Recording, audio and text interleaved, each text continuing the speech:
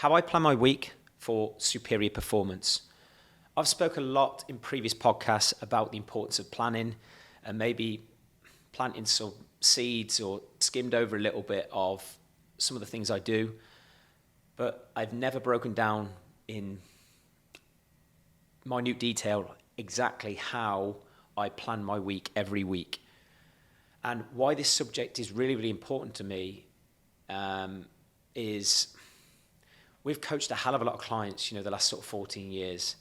And the thing that separates people who are in phenomenal shape year round, whilst maintaining a great business or peak performance in their career, maintaining great relationships, the one common thing they all do is they are exceptional planners, or they're better than the average person.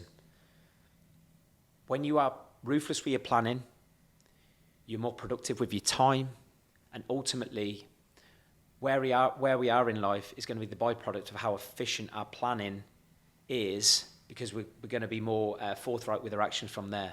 But I think a lot of people skim over this. So in this episode of the Kirk Miller Podcast, I'm going to be breaking down as concisely as I possibly can. I'm going to chop through these very quickly, in fact, the 13 things that I think you should think about. And of course, you don't need to do all of these. And I do these naturally, but some of them are a little bit mindset related. But doing these things will buy back so much time across your week. Because why is it some people can get their sessions in every week without compromising their professional performance, without impacting their relationships, time with children, and then some people can't. And the biggest difference is some people are piss poor with their planning, and some people are the complete opposite. They're exceptional. All right. So for me, superior performance or high performance, however you want to term it, is maximizing your week every single week and holding yourself to a certain standard, physically, professionally, mentally, emotionally, basically, keeping your shit together, especially when it comes to your overall emotional management, which of course will impact all the other key areas of your life. All right. So one thing before I go into the tips I wanted to share is just my overall sort of view really on planning is sometimes in the past, I was an absolute car crash with this, or I might have looked on this as planning, it's boring. But what I've realized is if you plan, you're more structured, it actually creates more freedom when it comes to having your social occasions and downing tools, because you can mentally relax. Whereas if you feel like you're chasing your tail week to week, month to month, you'll often be at social occasions, maybe overeating more than what you wanted to, or drinking more than what you wanted to, because you're stressed, because you're still carrying your work mindset and work tasks into the weekend or your social occasions. And from my experience as well, that can also impact relationships. I know in the past it did me when I was just a car crash when it comes to planning. So I think it really, really is that important. It will create more freedom in everything you do, because ultimately we all have a lot to do week to week. In business, always a lot on. I'm yet to coach a client who just says I haven't got a lot on. Generally, they always find a way to fill their time, but how effective you fill your time, is key. Okay. And I always usually end these podcasts, with a question, but I'm going to kick off with that question before I go into the 13 points, because hopefully this question should get your attention if you feel like whether it's 10%, 20%, or you could be 30% better with your planning. I think this question will help you determine that. The question is this: if I was to look at your calendar right now, would it demonstrate you are just as committed to your health, body, fitness goals, basically your own personal management, as you are as committed to your professional ambitions? It's a yes or no question. If you were to show me your calendar right now, whether it's on your phone, your journal, however you plan, would that demonstrate you are as committed to looking after you, your health, your fitness, your energy management, your confidence, as you are with your commitment to your business? And I think sometimes when we found a client is stuck, or when a client first joins, their calendar is just dominated with work. right? And something's got to give at some point, and it will cost you emotionally, physically, mentally down the line, okay? We want to prevent rather than cure, okay? We want to be on the front foot. So number one, what I do, I set aside at least 30 minutes minimum to fully plan my week. I really believe if you don't do that, it will cost you significantly more than 30 minutes across that week. So mine can sometimes take up to 60 minutes, you know, if I've just got a lot on and I'm trying to be really pinpoint with maximizing my output the other side. But honestly, if you just spend a minimum of 30 minutes planning your week fully, in great detail, your professional commitments, your personal commitments, and all the other things I'm going to go through, trust me, that'll buy back so much more time. Okay? I'm constantly evaluating as well, could I have done that quicker? This task that I'm scheduling in, how can I do that quicker, more effective, but achieve the same outcome? Right? So schedule at least 30 minutes to fully plan your week. All right? And watch how much more time that buys you back. Number two, before you plan your week, think hard about what does your ideal week look like. What does your ideal week look like? That could be different for every person. You know, that there are some people that an ideal week for them is working 50, 60 hours. Some it's 30. Some people, they want to spend maybe an hour every single evening with their children, or they want an hour or two with their partner. You know, there might be a non-negotiable 2 hours that you want to spend playing golf with your friends every weekend. But think about what is your ideal week. And that's relative to you. You have to be really specific with that first. What does your ideal week look like? And I know a lot of us, myself included, you know, while you're sort of trying to grow business, it might not be as pinpoint as that every week. But ultimately, for us to live a happy life, in our mind, we would have an ideal blueprint of what that ideal life looks like. But if you've never put that down on paper, then it's hard to then meet your expectations, or more importantly, make sure that your planning is aligned to that week. And as I said, a lot of people or clients previously have struggled with this, have been absolutely fucking horrendous with this. You know, it's just pure work. And then everything else is an afterthought. But what does your ideal week look like if you were breaking down key areas? Business. How much time do you want to dedicate in the business, on the business? Family, friends. How much time do you want to allocate to this? Your health and fitness and body. How much time do you want to dedicate per week to your training? Food. You know, how many times do you want to eat? How many times a week do you want to socialize? So try and be really, really specific with these things. And of course, a big one, sleep. What time do you want to go to bed? How much sleep do you need to optimize performance and bring the best of you, a happy, energized you? And this may differ week to week, but get clear first and foremost in an ideal week, in a best case scenario week. What does your ideal week look like? And even on a worst case scenario week, you're up to your ears in work. What does your ideal week look like, even on your worst, most hectic, stressful week? Okay? No matter how hectic your week is, how much time do you still want to dedicate to your training and your family, for example? Number three, I plan my week every single Saturday unless exceptional circumstances don't allow me to do that. The reason I'm a big fan of planning it by Saturday, I mean, if you can do it by Friday afternoon, evening, even better. The reason I'm a big advocate of planning on a Saturday before midday, absolute latest, you can mentally relax and enjoy your weekend more. And a lot of my top clients, they will plan their week first thing on a Saturday morning before their kids are even up, just so then they can be present with the people they love most, you know, and who they work so hard, you know, to create freedom and ultimately see, okay? But plan your week on a Saturday if you can, or by absolute latest, early Sunday afternoon. I think if you leave it to Sunday evening, which I've done, you know, many times over the years, there's a little bit of anxiety with that sometimes of, I'm going into a Monday and you still haven't planned your week until Sunday evening, and you, that should be the time when you're relaxing with your partner, with your children, when you're just relaxing and you're recharging. You don't have to be planning on a Sunday evening. Okay, that's just my 2 pence. Okay, that might not be relative to you, but I really feel getting it done as early as you can in the week, at the weekend, will reduce overwhelm, and you won't be chasing your tail. Number 4. This is a bit more specific to the day, the time, and even better, the place that you're going to plan your week every week. Try and have a specific day and time and place you dedicate to planning your week. So maybe think of the place and the time when you feel most creative and you get that planning done quicker with more efficiency. Okay? Where do you think you'd plan your week more efficiently and with more creativity? Okay? Because the more creativity we have and the quicker we can do it, again, the better we're going to feel when we've done it, okay? And it will build consistency.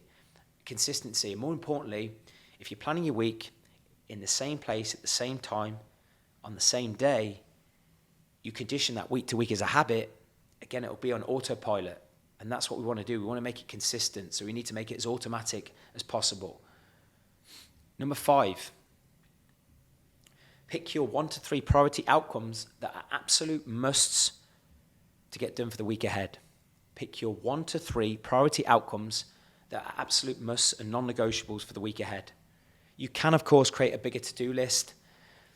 I have like a bit of a second list when I do mine, but what are your 3 things that you must get done for the week ahead that will shift the needle most in terms of the outcomes that you want, whether it's to do with your business, whether it's to do with your body, whether it's to do with something to do with family, but what is going to shift the needle most as an absolute priority and make you feel good, a week later. Number 6, create a not to-do list if needed, right? Again, I've been terrible with this over the years, and still, even though I'm doing this podcast showing you about how I plan, no one's got this mastered, and this might evolve, even in 6 months, 12 months' time, as priorities change, family stuff, but I think this is really important, is create a not-to-do list, a delegate list. What are things you shouldn't be doing that are just low value, that you're doing week to week, that maybe you're scheduling, that's making no real impact in terms of enhancing your life or taking you forward to where you want to be, all right? So really evaluate some of those things that maybe you're currently planning and go, right, what are the things from that list that I shouldn't be doing, that someone else could do quicker, or doesn't fulfill me, doesn't make me feel good, and doesn't make me operate with more energy, whatever you value, okay? But be more purposeful with that. Number 7, from your priority tasks, especially the ones that maybe test you mentally with willpower, bandwidth, you just know that you've really got to stay focused with this task. Try and schedule these tasks, your hardest tasks, as early as you possibly can into your week. Why? Your motivation is going to be significantly higher at the start of the week than at the end of the week. So if you've got a key deadline with something and something is going to really test your focus and you want to avoid distractions, do that as early as you possibly can in the week. I typically like to get maybe my hardest business-related task on a Monday, Tuesday, Wednesday. I want to get that done, or at least make a big dent in that, all right? Number 8, how do you pick your top 3 priority tasks? I've maybe just covered this in the previous point, but ask yourself which 1 to 3 things are going to make the biggest impact in your life and your goals most. So you'll all have end-of-year goals, maybe monthly goals, quarterly goals, but when you're prioritizing your week-to-week tasks that are obviously going to drive you forward towards those bigger goals, whether it's quarterly or yearly, ask yourself during that week, which 1 to 3 things are more likely to make that end result happen quicker, smoother, easier, okay?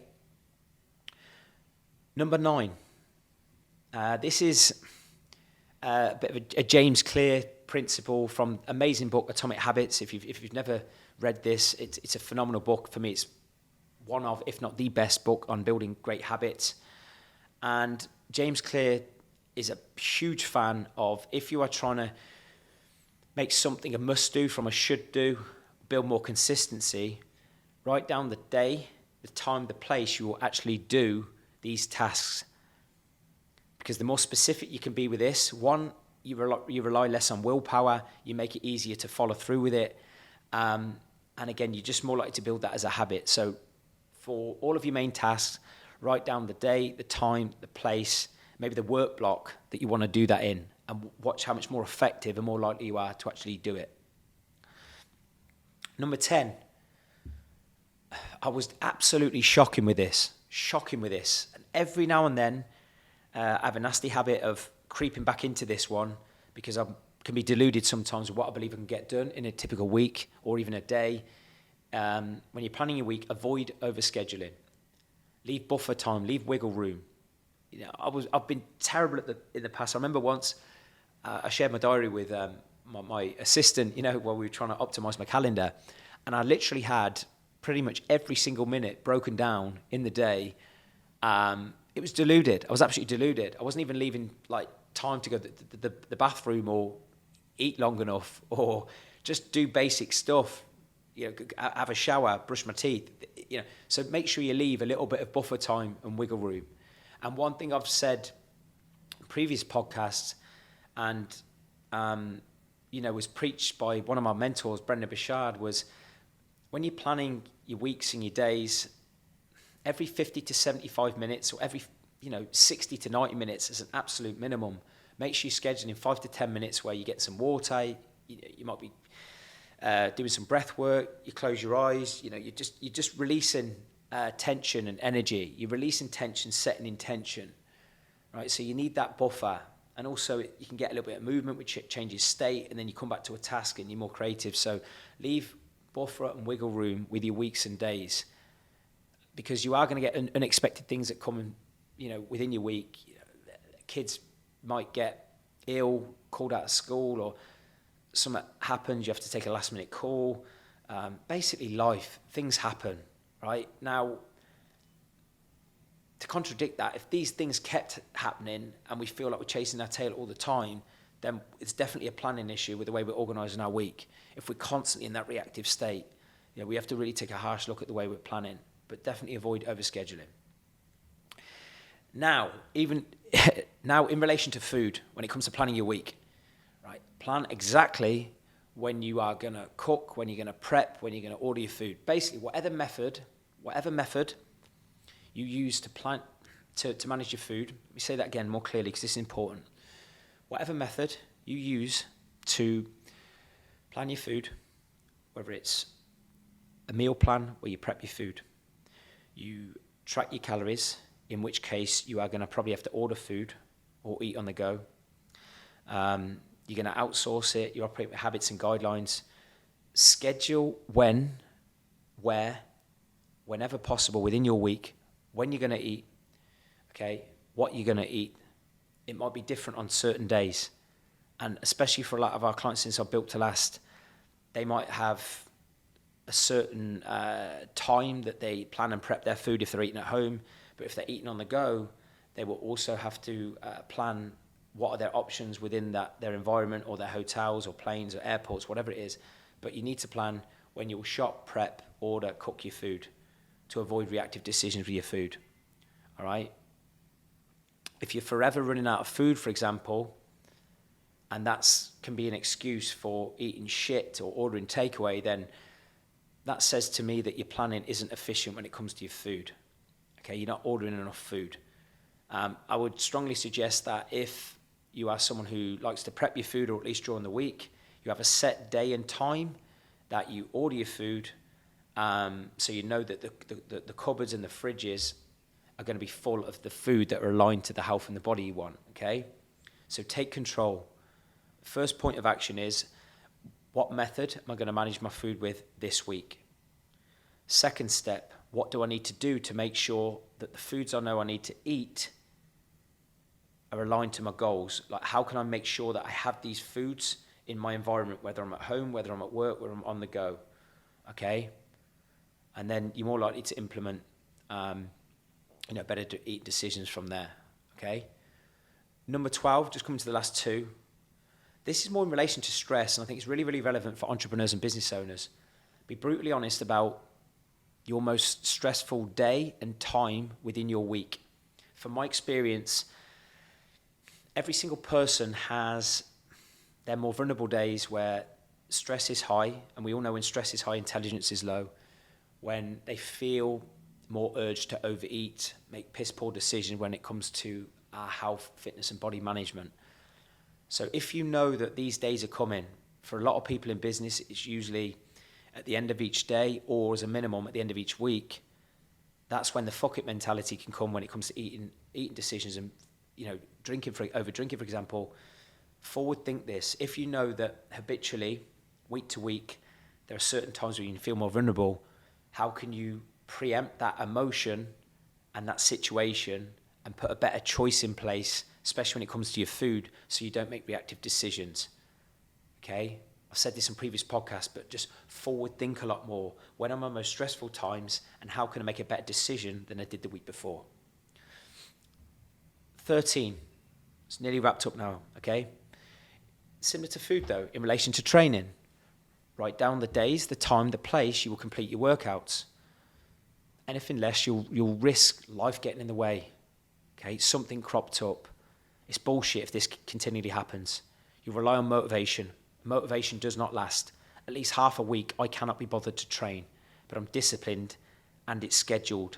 That's like an appointment to myself to look after myself so I can give more to my business, my relationships, and basically be a better person and step up when people need me most. I can't do that if I'm lacking energy and I haven't looked after myself. So schedule looking after you as a priority, because remember, you can't give what you don't have. If you're currently 10, 20% off with your confidence and energy management right now, then that's going to cost you at some point. So make sure you schedule exactly when you're going to train, the time. Of course, that might change. You might have to adapt day to day. But generally speaking, never go into a week without knowing when am I going to train, where am I going to train, okay, what am I going to train, and how can I get the most out of my training sessions this week? What environment inspires me to train harder and with more efficiency, okay? And by default, you're going to look better and feel better, all right? And that's pretty much it. I just wanted to sort of wrap up with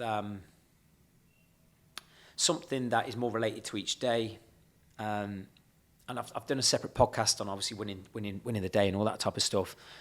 But if nothing else, if you're not a big week planner, make sure that you schedule your hardest mentally taxing daily task as early as you possibly can. So whatever your worst habit is just now, if it's your food, schedule a healthy meal as early as you possibly can in the day, or just make sure your first meal is healthy. Win that first meal. You're more likely to then win your second meal. If it's training consistency or maybe training intensity, schedule that as early as you can when you're more motivated to execute a harder session. Okay? But that was just a daily thing I wanted to wrap up with. Just do that. And just don't go into a day without knowing the next day, when am I going to train?